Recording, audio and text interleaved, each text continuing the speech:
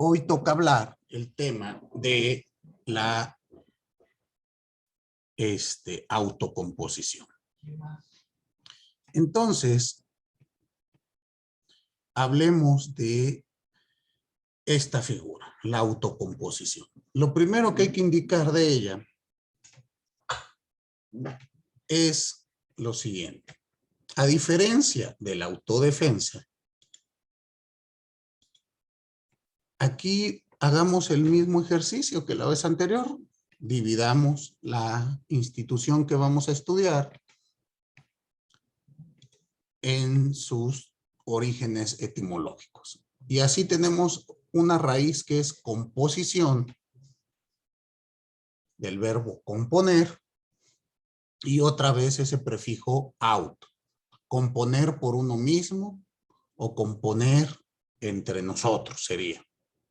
Yo les pregunto a ustedes, este verbo componer, ¿qué idea les trae cuando lo escuchan?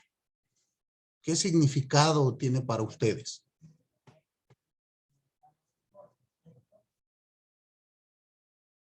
Dime, Naomi. Pues a mí me suena como varias cosas o pueden ser personas que pues integran una unidad, algo así.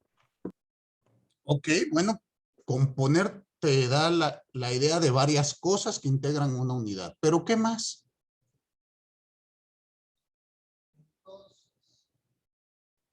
Dime, Elizabeth. A mí me suena más como a crear o a formar algo, a darle origen a algo. Muy bien.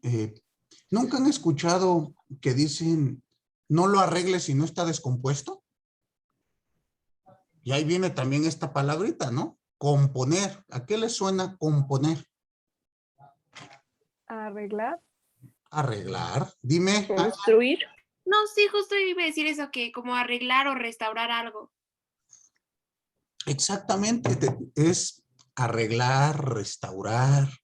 La idea de componer, por lo menos a mí, me da, siempre que escucho esa palabra, es como que regresar algo a un estado previo, ¿no? Cuando algo se descompuso, pues es que algo está funcionando mal o de plano ya dejó de funcionar. ¿Estamos? Cuando yo lo llevo a que me lo compongan, pues yo lo que quiero es que funcione como funcionaba antes de esta situación. Pues pensemos lo mismo en una relación intersubjetiva. Nosotros podemos tener hoy en día una relación subjetiva, intersubjetiva, de armonía, ¿concuerdan? Pero surge este choque entre una pretensión con una resistencia respecto de un mismo objeto en el plano de la realidad social que se llama conflicto intersubjetivo de intereses. Esto descompone nuestra relación, ¿concuerdan conmigo? Siempre que ustedes escuchan que hay un conflicto, pues nos da la idea de que esa relación social, pues, tiene algún problema. Bueno, pues la autocomposición consiste en que los mismos sujetos inmiscuidos en esa relación social que ahora tiene un conflicto, tratan de solucionarla, tratan de componerla. Entonces, ¿cómo vamos a definir esta figura? Vamos a decir que la autocomposición es un medio de solución de conflictos intersubjetivos que puede presentarse de dos formas. De manera unilateral o de manera bilateral. Ahora pasaré a explicar cada uno de ellos. Pero en cualquiera de las dos, como unilateral y en la bilateral, la autocomposición nuevamente opera en forma directa.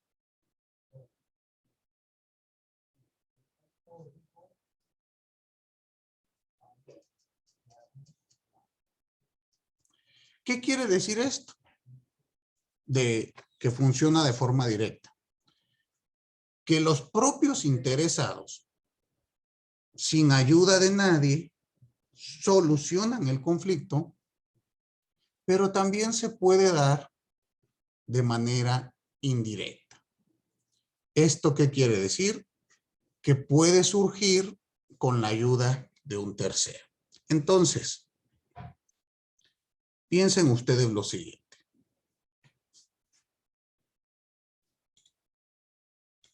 Díganme, por favor, si se comparte mi pizarrón. Sí, maestro, ya lo vemos.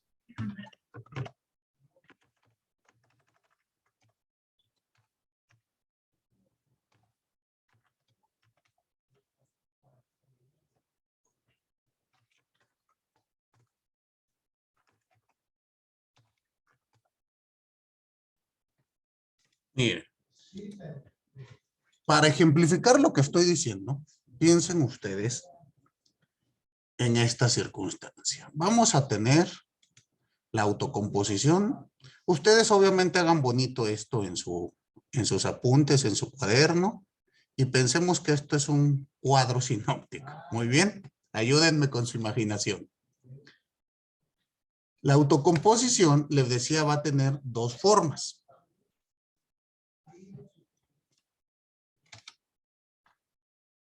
Ese es otro tono de color. Así. ¿Sí se alcanza a ver ese color de fuente? Sí, Profe. Tendremos que hay unilateral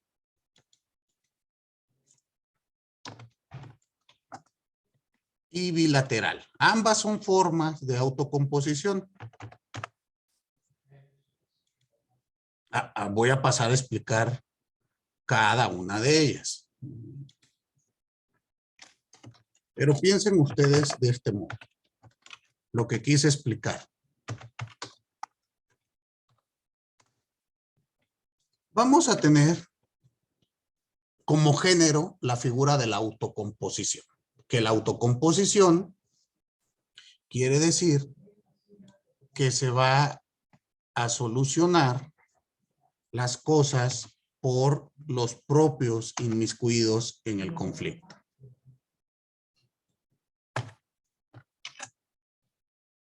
Y vamos a ver que puede darse una autocomposición de forma unilateral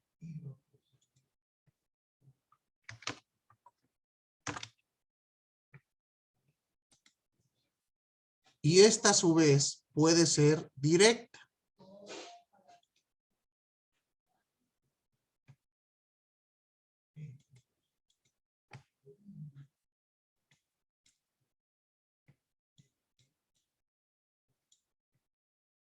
Miren, aquí piensen que tenemos otra vez nuestra llave, ¿no?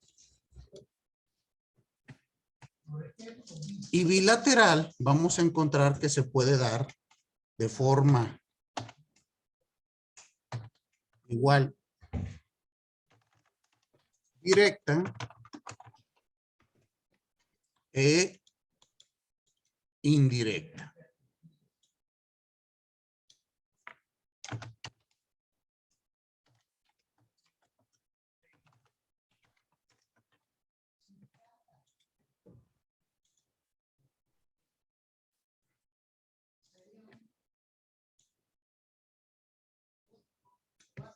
Muy bien.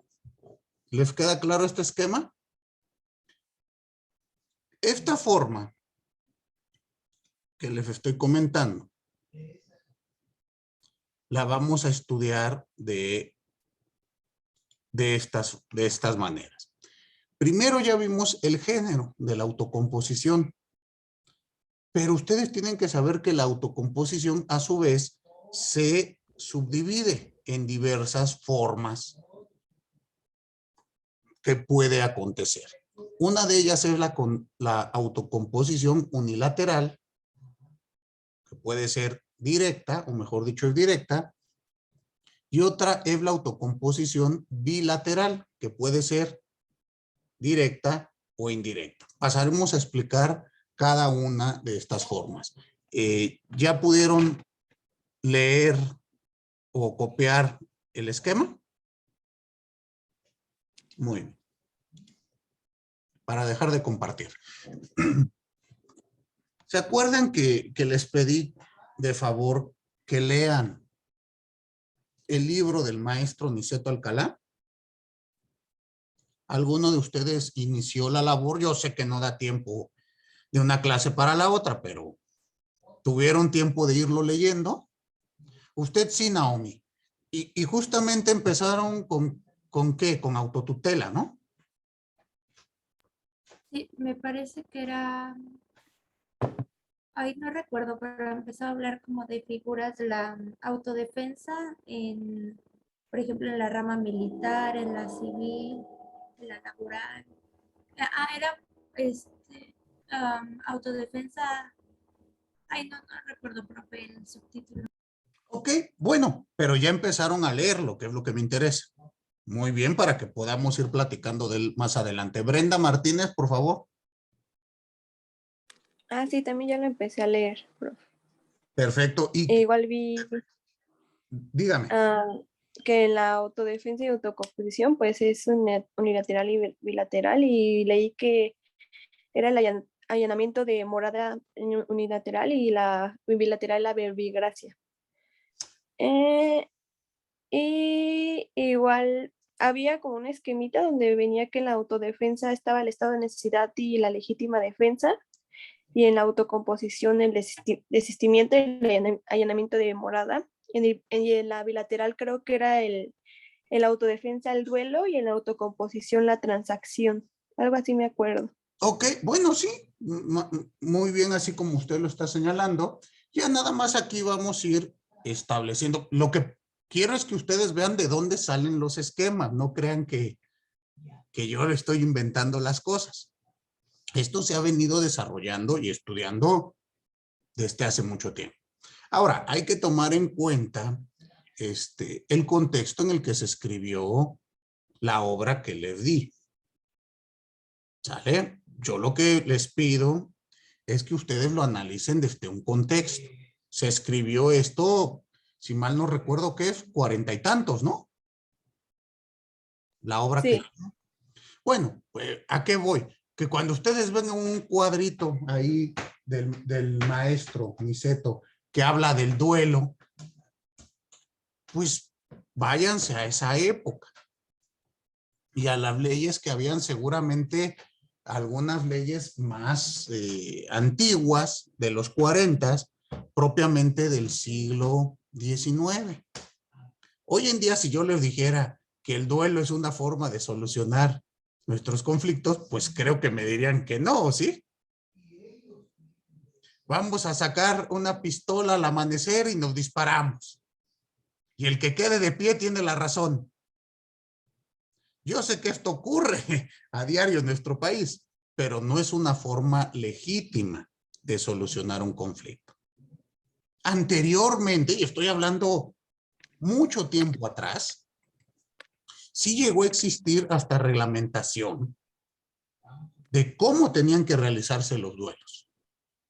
Por eso ustedes, cuando llegan a ver en las películas y demás, ven que siempre llevan a dos amigos, ¿no? El que se va a batir en duelo lleva a dos amigos y el de enfrente lleva igual dos personas que le ayudan, porque se necesitaban testigos de asistencia. Porque si no ocurría lo mismo que con la legítima defensa o cualquier forma de autocomposición, puedo incurrir yo en un exceso en la misma. Y entonces se vuelve ilegal. Nada más eso quería plantearles para que ustedes no tomen pie juntillas todo lo que viene en las obras. Vamos a leer obras, algunas del siglo pasado y otras ya de esta época. Pero entonces ahí tengan ustedes en cuenta esto. Esta figura del duelo y en el allanamiento, Brenda, recuérdame, se refiere a que cuando alguien allana mi casa lo puedo agredir, ¿no? Sin responsabilidad o a cuál, porque ahí me llamó la atención. Sí, creo que sí. Sí, creo que sí decía eso, algo así, que era con violencia. Claro, o sea, el allanamiento como tal no es ninguna forma de autocomposición. Aquí, aquí lo que se habla es de una legítima defensa cuando una persona allana mi domicilio y yo defendiéndome lo lesiono o lo mato incluso. Se ha establecido, bueno, pues que si alguien está ingresando a mi inmueble o está ya dentro de mi casa a la madrugada, pues seguramente no viene con las mejores intenciones y puedo yo repeler la agresión. Pero nuevamente, váyanlo leyendo ustedes con calma y vamos platicando los ejemplos que da el maestro. Lo que me interesa es que vean ustedes que es un tema bastante extenso. Muy bien, entonces necesito que me ayuden con esa lectura complementaria. Ahora bien, partiendo de este mismo análisis, y como dice Brenda, también el maestro Niceto hace un cuadrito. Bueno, retomando ese cuadrito y esas ideas, es que yo explico de este modo el tema. Piensen ustedes, entonces, veamos, de acuerdo al esquema que he planteado, veamos la autocomposición de manera directa. Cuando ustedes escuchen la palabra directa o que yo utilizo que es directa, piensen ustedes que opera esta figura sin la ayuda de ningún tercero. ¿Qué quiere decir esto? Que las propias partes son quienes llegan espontáneamente a la composición del conflicto, haciendo que este conflicto se disuelva a base de tres posibles medios. Y estas formas o estos medios para solucionar el conflicto, que serán tres, dependen exclusivamente de ellos. Es decir, yo tengo un problema con Osvaldo. ¿Estamos?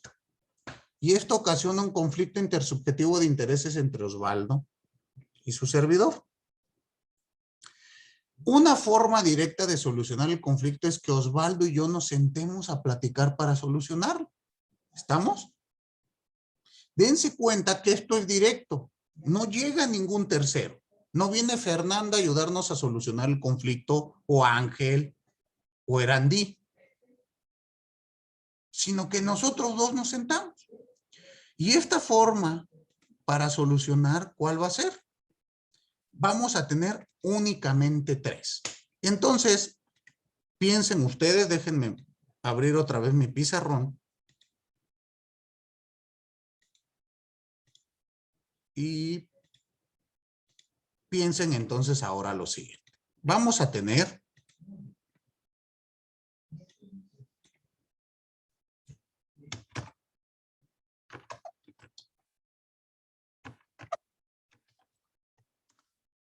vamos a seguir con la idea de la autocomposición, pero ahora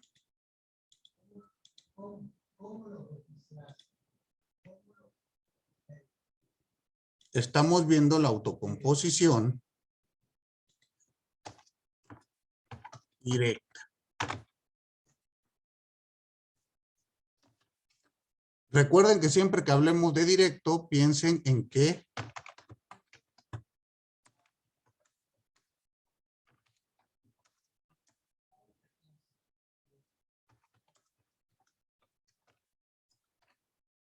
la autocomposición en su vertiente directa opera sin la ayuda de nadie.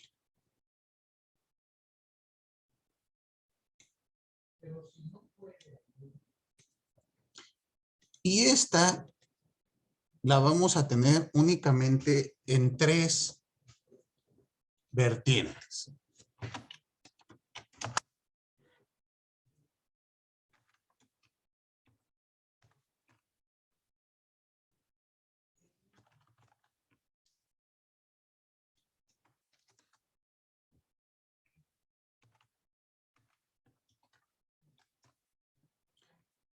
La primera que vamos a estudiar es el desistimiento.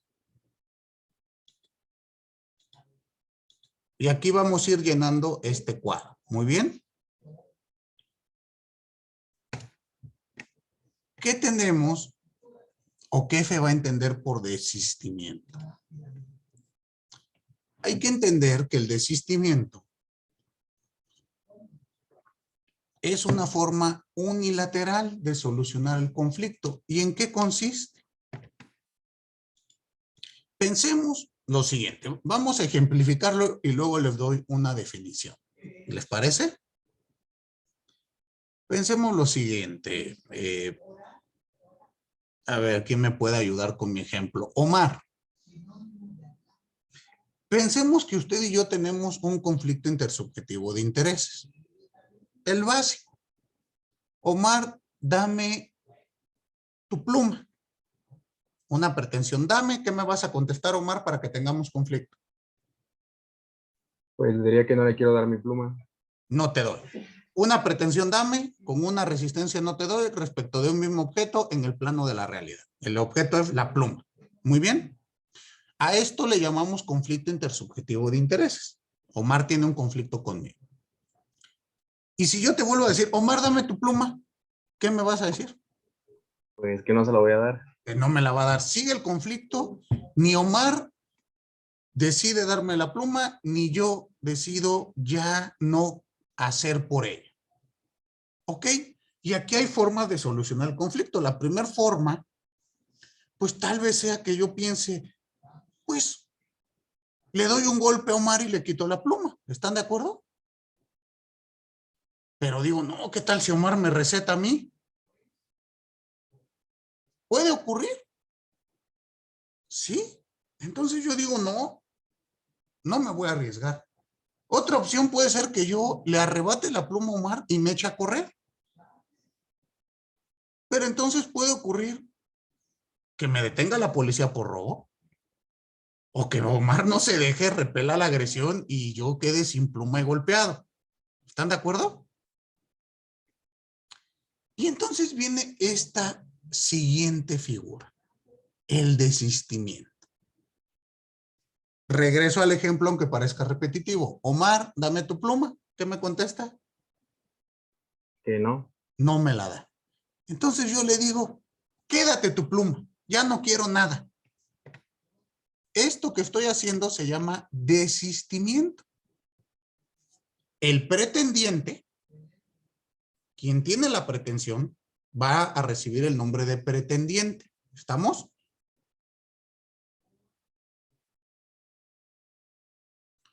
Yo decido renunciar a mi pretensión.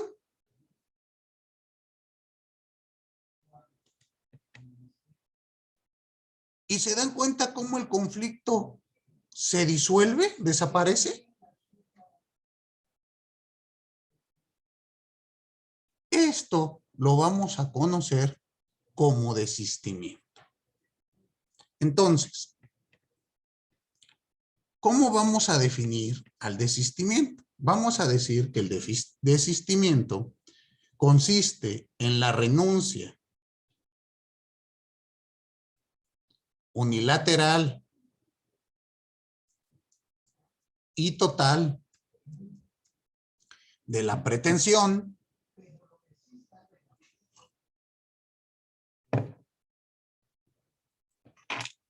realizada por el sujeto que pretende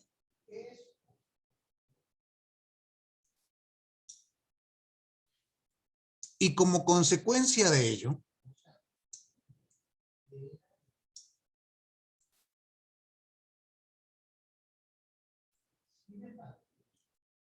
deja de pretender y abdica de reclamar en el futuro el objeto pretendido. Es decir, en virtud de un desistimiento, no puedo en el futuro volver a pretender lo mismo.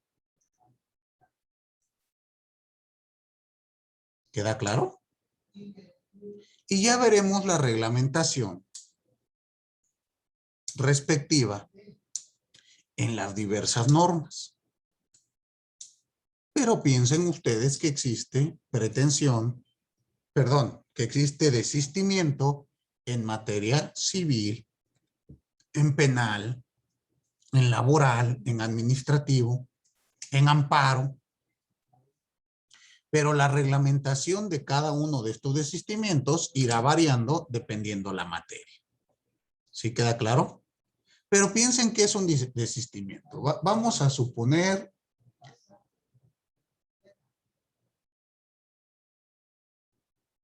un procedimiento penal. En el procedimiento penal que ustedes vieron la audiencia, ustedes me dijeron, pues hay un conflicto, maestro. O hay una controversia, ya lo analizaremos en su futuro. Pero me dijeron, hay un pleito donde un sujeto se metió a la casa de otro. ¿Estamos? Y la pretensión de castigar, es decir, de dar años de cárcel, de 1 a 10 años de cárcel, por inventar una cifra, la tiene el Ministerio Público. ¿Están de acuerdo? El Ministerio Público es quien le dice al juez, yo quiero tantos años de cárcel, más reparación del daño y demás.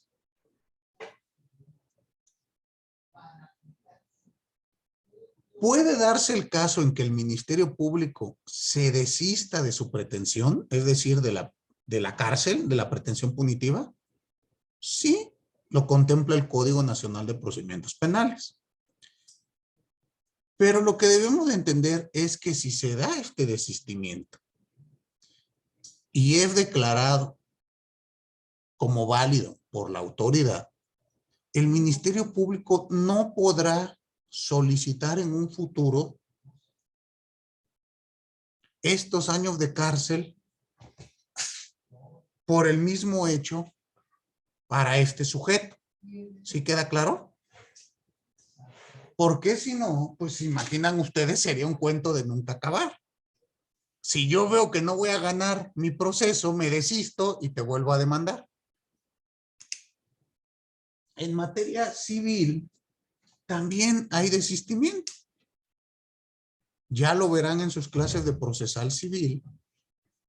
Pero bueno, por lo pronto, en Código de la Ciudad de México y Código Federal, se habla de desistimiento de la acción, de la demanda y de la instancia.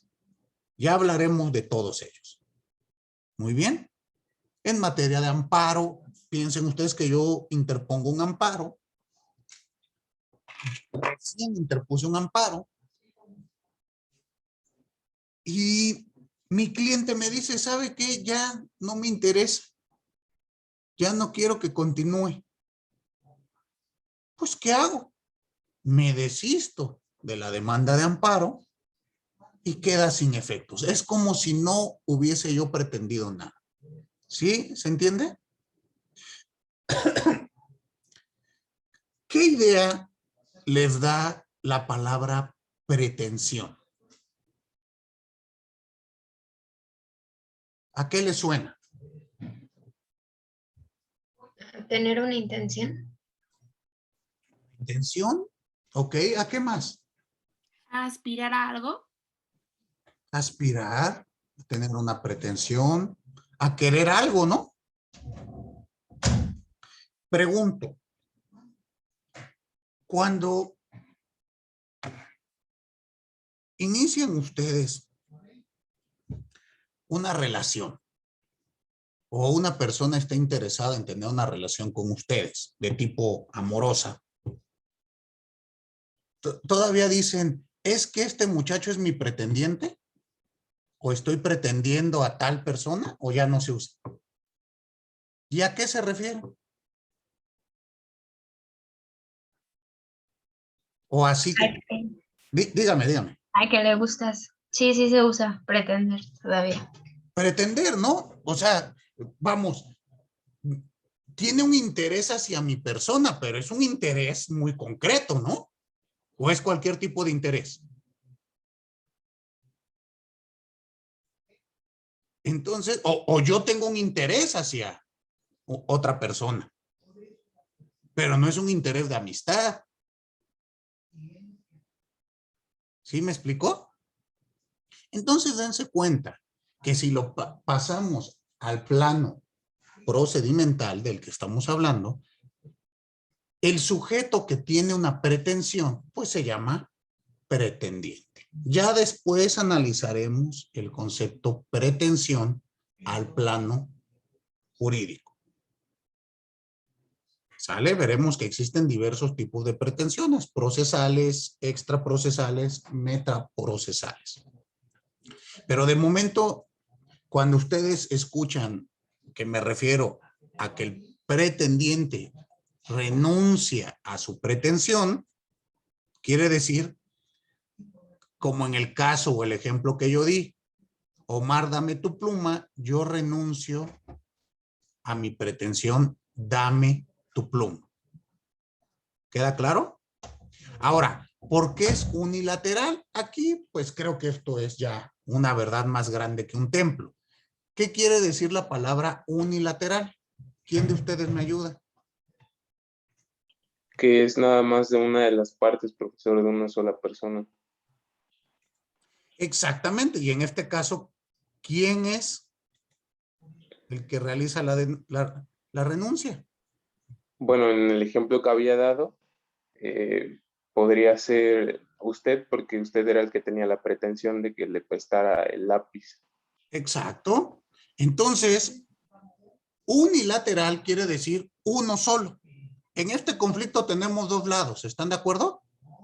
Un lado es el que yo camino con mi pretensión y otro lado es el que Omar camina con su resistencia. ¿Estamos de acuerdo? Y esos lados chocan. Unilateralmente quito mi pretensión, renuncio a ella. Renunciar quiere decir ya no me interesa. Por eso esta es una forma unilateral, pero piensen ustedes lo siguiente, no es la única.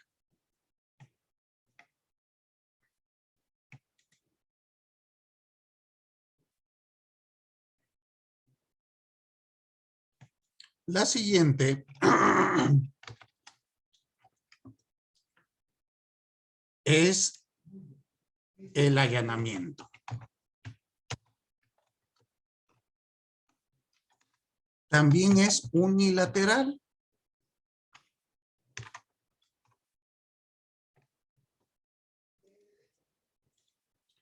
Veamos esta figura. La figura del allanamiento es otra forma de autocomposición unilateral. Y vamos a ver en qué consiste.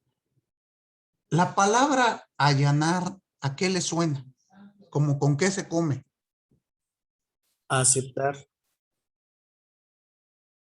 Aceptar, ¿a qué más?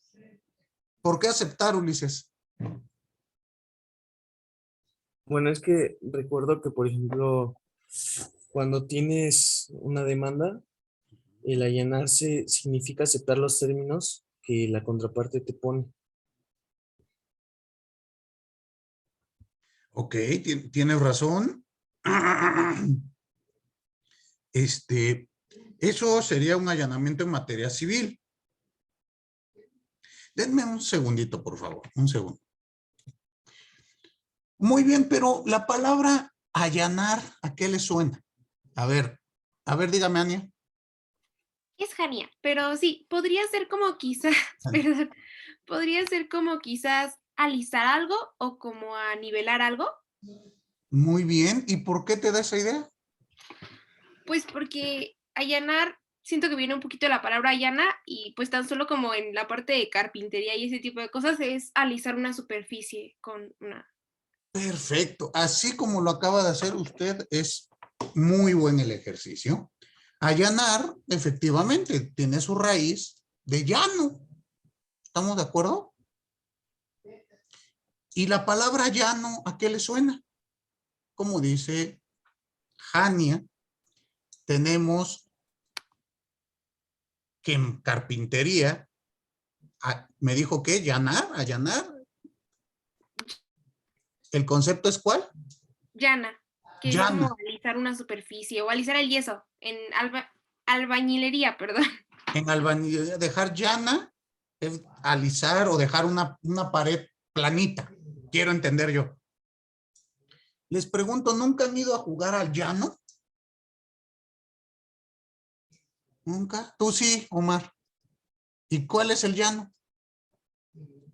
Pues es como el campo de tierra, ¿no? Donde está el campo plano. Exacto, plano, de tierra. ¿Qué otra característica tiene? ¿Tiene árboles en medio? No, o sea, no tiene ninguna superficie, solo alrededor. Está Es planito. plano. Ujú. Y eso, siempre que utilizamos nosotros la palabra llano al español, pues quiere decir algo sin obstáculos, algo lisito, algo plano. Pues allanar quiere decir llevar al llano, quitar los obstáculos. Si yo allano un monte, pues quiere decir dejarlo sin árboles, dejarlo plano. Pensemos ahora en nuestro conflicto. Mi pretensión, dame tu pluma. ¿Cuál es el obstáculo que tiene? Que no se la quieren dar. Que no me la quieren dar. Y ese que no me lo quieren dar, ¿qué nombre recibe? Resistencia. La resistencia. Entonces, si yo quiero allanar mi conflicto, habrá que quitar ese obstáculo, ¿verdad? ¿Y quién es el único que puede quitar ese obstáculo? ¿Quién opone la resistencia? ¿Quién opone la resistencia? En el caso que estamos tomando o dando el día de hoy, quien opone la resistencia es Omar. ¿Están de acuerdo? Entonces, ¿cómo sería nuestro ejercicio? A ver, Omar, ayúdame. Si yo te digo, tenemos un conflicto intersubjetivo de intereses, yo te digo, dame tu pluma, tú me dices, no te la doy. Pensemos, sigue el conflicto y te vuelvo a decir, Omar, dame tu pluma. Le diría que no. Pero pensemos que vas a quitar el obstáculo. Bueno, le diría que tal vez sí se la daría. Pero tal vez sí me la darías, no quita el obstáculo, ¿estás de acuerdo? Ujú. ¿Cuál sería en este Pues- ejemplo? ¿Cómo te allanarías tú? Pues cedería y se la daría. Me dirías, toma la pluma. ¿No? Dense cuenta cómo esta forma también es unilateral. ¿Quién es el que renuncia a la resistencia? En este caso, Omar. Y a esta nueva forma de solucionar el conflicto le vamos a llamar allanamiento. ¿Qué características va a tener? Bueno, vamos a entenderlo como que es la renuncia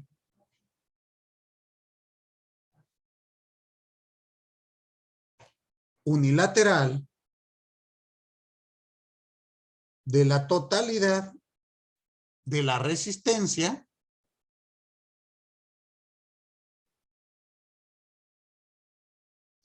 realizada por el resistente.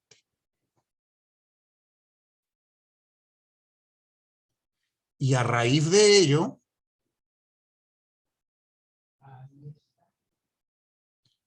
acata la pretensión esgrimida en su contra por el pretendiente y otorga lo pretendido.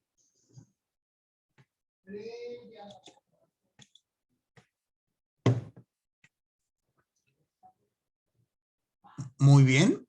Entonces, cuando Omar me dice, toma la pluma, pues ya está acatando lo que yo quería. Y posteriormente no puede llegar Omar a quererme quitar la pluma, ¿o sí podrá? No, porque surgirá un nuevo conflicto. Estamos, bueno, o sí puede, pero surgirá un nuevo conflicto. ¿Queda claro?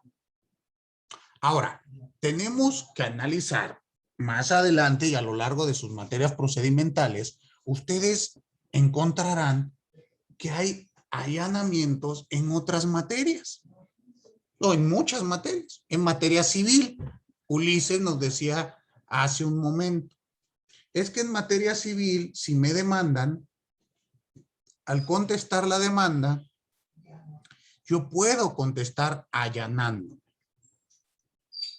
¿Qué quiere decir esto? Aceptando la totalidad de las pretensiones que me hace el actor. Y pensemos, si me demandan el pago de 500 pesos, yo puedo allanarme a esa pretensión. ¿Están de acuerdo? Te pago tus 500 pesos. Tienen razón y te lo pago. No basta con que lo acepte. Tengo que pagar. ¿Están de acuerdo? Si no, no termina el conflicto. Pensemos que Omar me dice, sí te doy la pluma, pero no me dice cuándo. Entonces, oye Omar, ¿y la pluma que me ibas a dar? Y no me la entrega. Y Omar. Pues ¿se acabó el conflicto? No, el conflicto terminará hasta que acoja mi pretensión y la cumpla. ¿Estamos?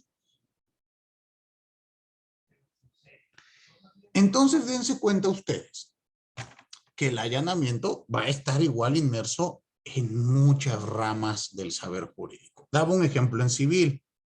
Puede ocurrir lo mismo en materia administrativa,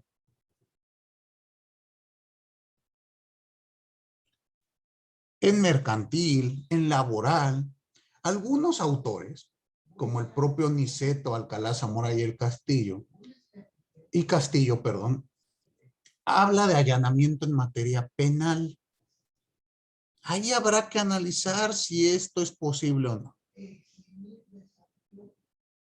¿Qué es lo que quiero decir con esto? Que la figura del allanamiento es una figura inmersa en la teoría general del proceso y que puede acontecer en diversas ramas del saber jurídico, pero debemos de estudiarlas en cada una en particular. ¿Queda claro? Entonces hay que analizarlo. ¿Por qué? Porque el allanamiento tiene como consecuencia que ya no pueda volver a oponer resistencia. En este caso, Omar. En lo demás, el resistente. ¿Quedó clara la figura del allanamiento? ¿Queda clara por qué es unilateral? Porque en este caso, quien renuncia a ella es el resistente. ¿Sí quedó? Entonces veamos, recapitulemos. En la primer figura que se llama desistimiento, quien renuncia es el pretendiente. Renuncia unilateralmente a la pretensión. ¿Sale? Del otro lado, el allanamiento, quien renuncia unilateralmente es el resistente. ¿Y se dan cuenta entonces cómo son figuras que no se pueden confundir o sí? ¿Sí se pueden confundir o no? Muy bien. Por eso era muy importante que ustedes realicen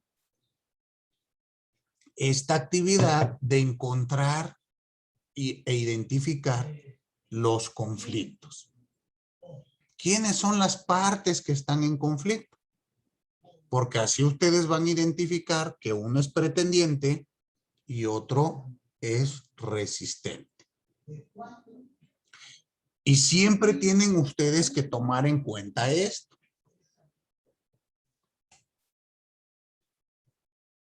En el caso que teníamos en análisis, la audiencia, había una pretensión consistente en te entrego 100,000 pesos y con eso queda reparado el daño. ¿Se acuerdan? Y había una resistencia. No, 100,000 pesos no repara el daño. El daño son 300, no, o 400,000 pesos. Ya no recuerdo ahora. Entonces, pues tenemos estos elementos. Puede darse la renuncia de la pretensión. Es decir, que la defensa diga, pues retiro mi oferta. ¿Están de acuerdo? O puede darse la renuncia de la resistencia. Que el Ministerio Público y el asesor, en representación de la víctima, hubiesen dicho, retiro mi resistencia y acepto los 100,000. ¿Se dan cuenta?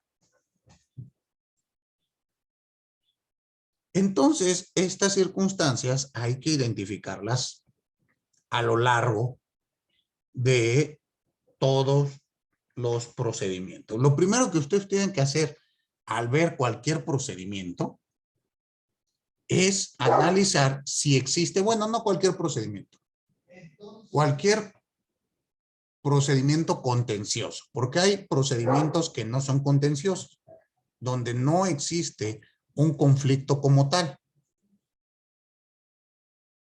Pero dense cuenta que estoy utilizando la palabra procedimiento y no proceso.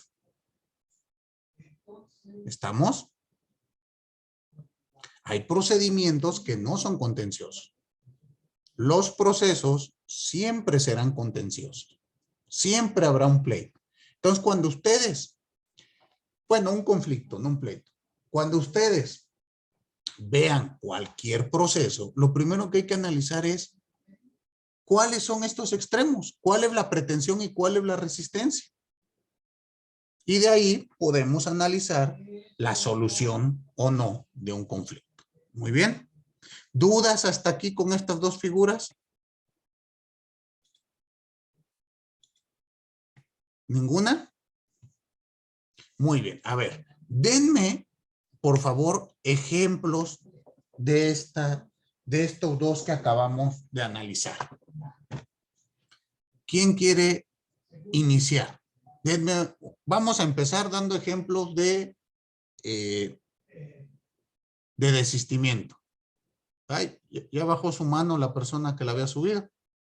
Ah, es que quería dar un ejemplo de allanamiento. Ah, bueno, pues a ver, adelante, por favor. Sí, bueno, en allanamiento yo creo que puede ser un ejemplo básico, un asalto, en donde ¿cómo se llama? El resistente renuncia, o bueno, cede al robo, por así decirlo. Está quitando el obstáculo de dame tus cosas, y el obstáculo en este caso sería como decir, no, no te las voy a dar, no, pero está cediendo, por tanto está renunciando a eso. Pero, Daniel, ¿verdad? En un asalto, sí. Creo yo que no estoy yo renunciando, me veo obligado, ¿no? O sea, si bueno, es que yo lo vi como de que con la oportunidad de que yo me puedo negar, ¿sabes? O sea, como en esos casos donde le echan bronca. Pero pensemos, a ver, si yo tengo mi celular en la mano y llega ahorita un amante de lo ajeno, me pone una pistola y me dice, dame tu celular. No, pues ya. O sea, creo yo que no estamos ante un conflicto intersubjetivo de intereses, ¿o sí? No, ya es obligación. No, sí. No, ni siquiera una obligación, creo que ya es un acto que sale de la esfera del por sí solo. De la legalidad. No podríamos tener un conflicto porque me veo yo coaccionado, o sea, porque lo que sería es, la pretensión es, dame tu celular o te mato. Bueno, sí, sí, sí. Y supongamos, como tú dices, creo que ayer salió en las noticias, ¿no? De una persona que se resistió a un asalto. Y bueno, hay veces que se agarran a golpes, pero también hay veces que dicen no y lo primero que hacen es les meten un balazo. Sí. Entonces yo creo que ahí no, a mí no me parece que podríamos hablar de un allanamiento, pero bueno, hay que analizarlo. Pero déjeme pensar otro y ahorita vuelvo a participar. Claro, claro, Daniel. Por favor, Luis. Yo digo que podría ser cuando, por ejemplo, un vendedor ambulante intenta venderte algo y le dices que no. Ahí hay como una resistencia y una pretensión por parte de él, que está la pretensión, y al decirle que no está la resistencia. Igual puede darse el mismo ejemplo con el allanamiento cuando le dices que sí. Si es tan insistente y le dices que sí finalmente.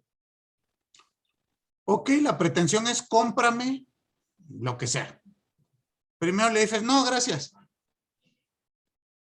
Y ya, como dices tú, viene y está ahí o te dice, y ya renuncias a esa resistencia y dices, bueno, te compro. Ok, puede ser. A mí me pasa mucho cuando voy a comer, ¿no? Que está uno sentado, vamos a suponer, comiéndose unos tacos y llega la señora de las gelatinas. ¿No les ha pasado? Y cómpreme una gelatina, güero. No, gracias. Ándele, mire, para su hija. Que no, gracias. Y ya como la tercera vez dices, bueno, ya, te compro la gelatina para que me dejes terminar mi cena. Y fíjense, esa renuncia que hacemos a nuestra resistencia, ya después no puedo yo decirle a la señora, ya que acabé de cenar, oiga, le regreso su gelatina y deme mi dinero. ¿Verdad que ya no se puede? Porque el conflicto desembocaría hacia otros lados. ¿Estamos? La idea es solucionar conflicto. Muchas gracias, Luis. Jania, por favor. Sí, yo pensaba que quizás, no sé, una persona entra a una tienda y se come algo de la tienda, digamos unas papas o un pan. Entonces se va y dice, no, pues sabes qué, no te quiero pagar al señor de la tienda. Entonces la pretensión del dueño de la tienda es que tú le pagues por lo que acabas de consumir, y la resistencia de la persona que lo consumió pues es no te quiero pagar. Entonces quizás el desistimiento unilateral sería que la persona le diga, sabes qué, ya me estresaste, vete y no me pagues, no importa, nada más no regreses a mi tienda. Y el allanamiento unilateral sería como, bueno, está bien, ¿sabes qué? Sí te pago, ya nada más deja que me vaya, o algo así. Ok, claro. Recordemos que tanto desistimiento como allanamiento siempre serán unilaterales. En este caso es págame lo que consumiste, y el desistimiento es, ay, ya no me pagues, como dices, vete. Pero ya, no te quiero volver a ver aquí. Y el otro sujeto, pues otra vez, yo no quiero pagar por el motivo que sea, pero bueno, la siguiente situación es me allano, vale, te pago y ya, para salir de este problema. Muy bien, aquí hay otra figura que van a leer ustedes en el libro de Niceto, que creo que a mí se me había pasado comentarles. La figura de el robo famélico. El robo de famélico. Es decir, cuando se roba alimento para comer. Se le considera una forma de autotutela. Yo tengo una necesidad, estoy muriendo de hambre, ya no aguanto la circunstancia y decido robar alimento para mi consumo. En algunos casos la ley, y eso habrá que analizar, por eso les digo que hay que analizar cada código en particular. Recuerden que nosotros vivimos en una república federal donde cada estado es libre y soberano y tiene su propio código penal. Y entonces habrá que analizar en cada caso en particular cómo se reglamenta esta excluyente de responsabilidad. ¿Por qué? Porque obviamente va a existir un conflicto intersubjetivo de intereses, ¿no? al comerciante que yo le robé F kilo de manzanas, pues va a decir, va a querer que se le pague. ¿Estamos? Y yo no tengo para pagar. Entonces, esta circunstancia es propia del derecho penal. Consiste, como les decía yo, en un excluyente de responsabilidad, donde no se le va a sancionar a este sujeto que robe con esas características, el estado de necesidad y que sea un robo para comer. Famélico quiere decir flaco, ¿no? Hambriento, eso es estar famélico. Entonces, cuando el robo lo hace un famélico, pues se supone que es para alimentarse. Y por lo tanto, pues resultaría, creo que un tanto inhumano castigarlo aparte con cárcel, ¿no creen? Pero reitero, habrá que analizar cómo está reglamentado en cada estado esta situación. Hay ocasiones que pretenden hacer valer robos famélicos y se roban una pantalla o un DVD. Pues creo yo que no entra como famélico, ¿sí? Bueno, puede ser que sí tengas mucha hambre, pero eso que te estás robando no es para comer. ¿Sí me explicó? Y a veces te dicen, es que me lo robé porque lo iba a vender. Pues entonces no estamos en el supuesto que tu necesidad sea tal que robaste por hambre. ¿Sí queda claro? Entonces, bueno, esa es otra circunstancia que habría que analizar. Quedó bien en el caso que nos platicaba Jani. Alejandra, dime, por favor. Bueno, podría ser, profesor, que, por ejemplo, usted tenga un alumno, ¿no? Al que reprueba. Entonces, pues, el alumno va a hablar con usted y tiene la pretensión de que evidentemente no lo repruebe. Y entonces, pues, le insiste, ¿no? Pero usted no accede, entonces, pues, él desiste de esa pretensión. Ahí podría caer desistimiento. Ok, pero tendríamos que analizarlo. A ver, los conflictos intersubjetivos que estamos analizando en este momento, porque sí hay otros tipos de conflictos, deben de tener siempre como que algún plano de igualdad, ¿no? Entre los sujetos o no. En el caso que usted da, aparentemente yo tengo un plano de autoridad. ¿Están de acuerdo? Y cuando hay un plano de autoridad con un estatus de gobernado, yo puedo realizar pretensiones. Pero dense cuenta que estas pretensiones deben de estar sustentadas, en primer lugar, en alguna norma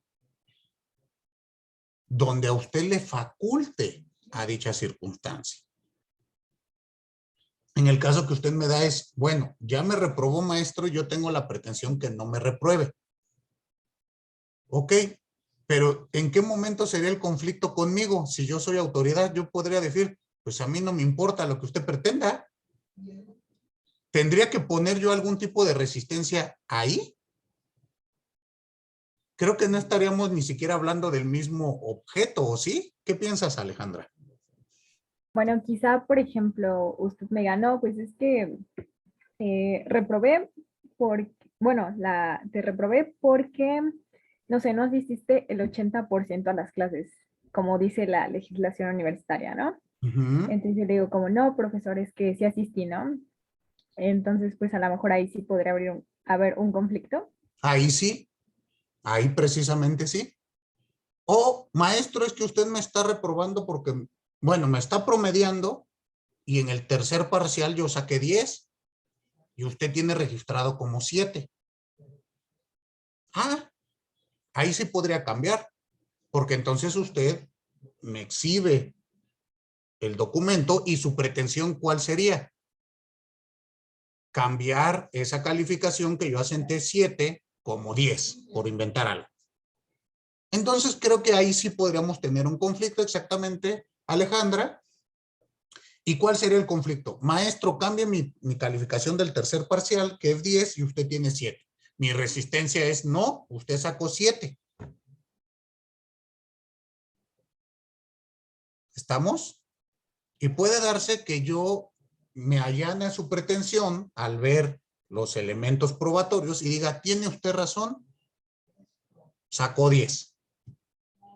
O la renuncia a la pretensión, en este caso por parte suya, donde diga, sí, maestro, tiene usted razón, no tengo 10, tenía 7, por inventar algo. O en una revisión de examen, creo que sería más idóneo, ¿no? ¿Por qué me puso mal a 5 si estoy contestando lo que usted nos dijo? Muy bien, Ale, gracias. Por favor, Edgar. Edgar Chavarría. Sí, profe. Podría ser este que yo creo que a todos les ha pasado. Cuando acabas de lavar tu carro y llegas a un semáforo y un limpiaparabrisas se te acerca a querer limpiarlo y tú le dices que no, pero pues a él le vale y te lo limpia. Ahí podría ser primero que tú te estás allanando a que, pues bueno, ya lo limpió, ya no puedo, ya no lo cambio. Pero después él tiene la pretensión de cobrarte por lo que hizo, aunque tú no querías que lo hiciera. Y le dices, no, pues no te voy a pagar porque en primera ya lo había lavado y en segunda lo hiciste sin mi consentimiento. Y entonces él ya desiste de su pretensión, que es que tú le pagues. Y ya te vas. Ok, el primer tema, pero pensemos aquí lo siguiente, ¿dónde surgiría el conflicto? Sí te entiendo, me ha pasado miles de veces, como tú estás en el semáforo, tú traes tu parabrisas limpio y te avientan hasta el agüita a 5 metros de distancia, ¿no? Sí, sí. Y tú le haces así, no, y ya te lo echó. ¿Estamos? Sí, profe. Y ya que te lo echo y te lo empieza a limpiar, tú ya no dices nada. Ahí creo yo que no hay conflicto, ¿sí? ¿O surgió algún conflicto en algún momento? No hay conflicto por el hecho de que tú no quieras que lo haga.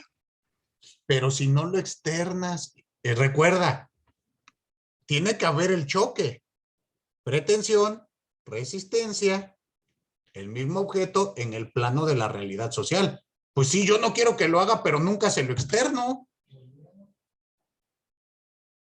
Porque a mí me ha pasado que te echan el agüita y les dices que no y ya se van. Hasta te dejan ahí todo mugroso.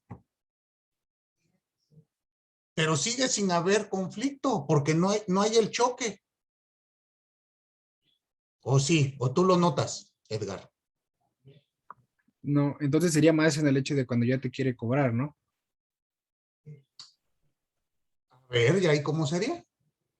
Ahí Porque creo pues que sí, exactamente, ahí me parece que sí lo hay. A ver, dime, ¿quién sería el porque, pues, pretendiente? él tendría su pretensión de que le pagues cuando acaba de limpiarlo, pero pues tú como le habías dicho que en un primer lugar no querías que lo limpiara, le dices, bueno, no te voy a pagar y ya, pues él no le queda de otra que o seguir con el conflicto y enojarse o pues desistir y ya te vas. Exacto, creo que ahí me parece que sí tendríamos un conflicto. Ya después de que ocurre esto, él te dice una moneda. Tú le dices, no te voy a pagar, no, yo te dije que no quería. Y ahí sí hay un conflicto. La pretensión es dame dinero, la resistencia es no te lo doy. Y exactamente, aquí hay, o yo me allano a su pretensión y le saco 2, 3, 5 pesos, toma, ya. No quiero que me vaya a rayar el carro cuando me vaya. O existe el desistimiento por parte de él de, pues bueno, gracias jefe, Dios lo bendiga y nos vemos el próximo semáforo. Ahí sí, ahí creo que sí aparecería Edgar. Muchas gracias. Osvaldo. Pues a mí se me ocurre el ejemplo de un matrimonio que se separa, pero tiene un hijo. Y pues, por ejemplo, no sé, al papá le toca cuidarle este sábado, pero la mamá quiere ir con su familia y que vive lejos de ahí, quiere llevar, por decirlo, al niño para que vea a sus abuelos, por decirlo así. Entonces la resistencia, bueno, esa es la pretensión, que si quiere llevar al niño el día que le toca cuidarlo al papá, y la resistencia es que pues el papá es no sé, el único día que puede ver. Entonces ahí estaría el conflicto. Por ejemplo, el caso del desistimiento sería donde la mamá diga, ok, está bien, me voy sola porque pues sé que te toca a ti ese día. Y bueno, caso de allanamiento sería pues que quizás el papá le diga, está bien, te permito, bueno, o sea, te cedo el día que a mí me toca cuidarlo para que vaya a visitar a sus abuelos, por decirlo así. Claro, creo que este conflicto que comentas pues es muy común. Surge con relación al tema de, en este caso entiendo, la convivencia con un menor.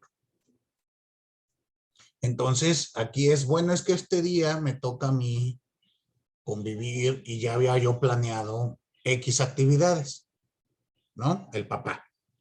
Y la mamá le dice, sí, pero fíjate que es el cumpleaños de mi mamá y le vamos a hacer una reunión y pues me gustaría que mis hijos o mi hijo pues esté con su abuela, ¿no? Es más o menos lo que estás planteando. Y claro, pues hay un conflicto. Una pretensión, deja llevar al niño al cumpleaños de la abuela, y una resistencia, no, ese día me toca a mí y ya teníamos planes. Bueno, ya tenía yo hecho planes. Entonces, estos elementos, bueno, pues, ¿qué puede ocurrir? Uno, que renuncien a la pretensión. Bueno, pues ni hablar, entonces, pues no llevo al niño con mi mamá. O dos, que se allane. Bueno, llévatelo y pues si es posible yo convivo con él 2 fines de semana seguidos, ¿no? Por inventar algo. Entonces ahí tenemos estas circunstancias. Muy bien. Gracias, Osvaldo. Vázquez Martínez, Mariana, perdón. Mariana, sí, podría ser también igual de un matrimonio, pero en este caso que se quieren separar y una parte pues no le quiere dar el divorcio porque, bueno, argumenta que tienen hijos y que en dónde viviría y cosas así, que cómo se mantendría. Entonces, pues por eso no le quiere dar el divorcio. En otra parte, pues le dice, bueno, como de, pero ¿cómo si todo es mío? Yo también pues no te puedo regalar cosas y eso. Pero desiste porque pues lo que le importa en verdad es divorciarse, entonces pues le dice, ¿sabes qué? Sí, quédate con la casa y pues te ayudo, ¿no? Ya. Muy bien. Pero dame el divorcio. Muy bien. Bueno, en el ejemplo que usted da, siempre y cuando se trate de un divorcio con causa. Porque recordemos que en la Ciudad de México y en varios ya estados de nuestra república, pues el divorcio ya es incausado. Es decir, yo solicito el divorcio y ya no me importa lo que diga el otro. No es necesario que él autorice, firme o me dé el divorcio, como usted dice. Ahí habrá que analizar esta situación, pero sí, me parece que también estamos ante un conflicto y acontecen las ideas de allanamiento y desistimiento. ¿Estamos claros? Muy bien. Bueno, pues creo que les ha quedado clara estas dos figuras. ¿Alguna duda hasta aquí? Ninguna. Perfecto. Bueno, pues ya ha terminado nuestro tiempo el día de hoy. Les agradezco a todos y a toda su atención y participación y nos vemos por acá el día viernes. Excelente jornada. Gracias, profesor. Nos vemos. Profesor, buen día. Hasta luego. Excelente día. Igualmente, hasta luego.